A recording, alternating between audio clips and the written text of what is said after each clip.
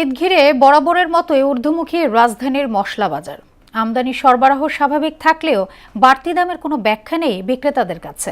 বাজার বিশ্লেষকরা বলছেন, কোরবানির ঈদের বাড়তি চাহিদা পুঁজি করে সৃষ্ট সিন্ডিকেটের ফলে অন্যায়ভাবে পণ্যটির দাম বাড়ানো হয়।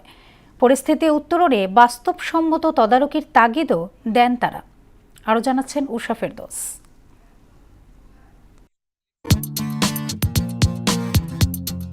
সেই আদিকাল থেকে খাবারের স্বাদ, গন্ধ ও পুষ্টিগুণ বাড়াতে রান্নায় ব্যবহার হচ্ছে নানা রকম মশলা। দেশ, জাতি, সংস্কৃতি ভেদে ভিন্ন ভিন্ন খাবারে মশলার ব্যবহারেও থাকে ভিন্নতা। আর বাঙালি রসনায় তো মশলার জুড়ি নেই। কোরবানির ঈদ ঘিরে প্রতি বছরই মশলার বাজারে ৩০ থেকে ৩৫% চাহিদা বেড়ে যায়। আর একে ঘিরেই সৃষ্টি হয় সিন্ডিকেট, বাড়ানো হয় দাম। সরকারি সংস্থা ট্রেডিং কর্পোরেশন অব বাংলাদেশ টিসিবির তথ্য মতে ১ বছরের ব্যবধানে দারুচিনি ৫%, লবঙ্গের ৩%, এলাচে ৫%, আদার ১৩% এবং শুকনো মরিচের ৩৫% দাম বেড়েছে। দুঃখজনক বলেন আর যাই বলেন, যে প্রতি বছর কোথায় একটু কমবে তা না, সেখানে আমাদের এই উচ্চ মূল্য দিয়েই আমাদের মশলাগুলো কিনতে হচ্ছে। সবাই আমরা সুযোগ সন্ধানী। হ্যাঁ, যখন দেখে যে ক্রেতার চাপ, যখন দেখে যে একটা সিজন, তখন তারা মনে করে ওটা একটা তাদের ইনকাম করার একটা বড় সুযোগ।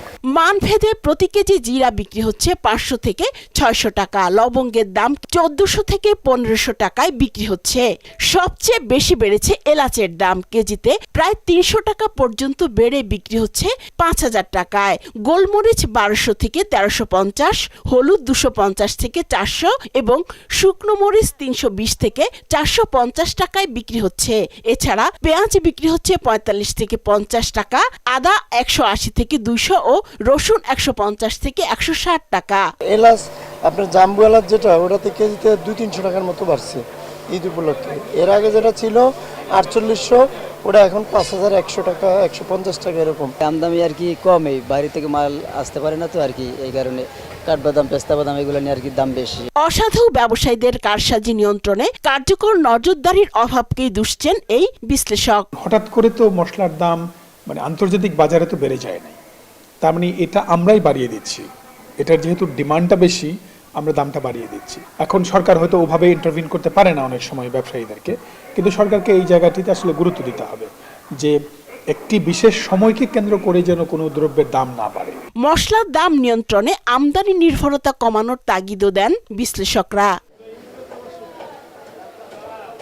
উষা ফেরদৌস, মোহনা সংবাদ, ঢাকা।